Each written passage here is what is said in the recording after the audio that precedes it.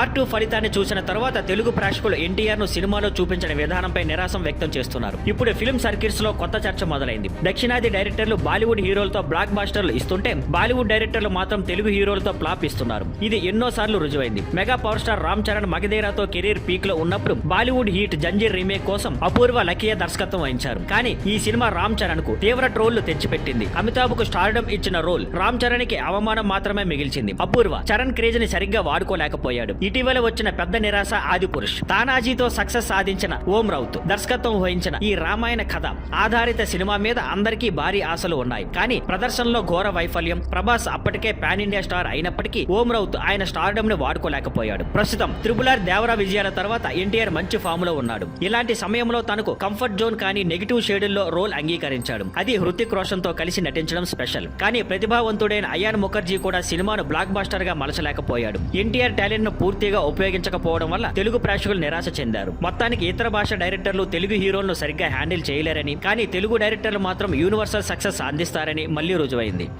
Thank you for watching. Please like, share and subscribe.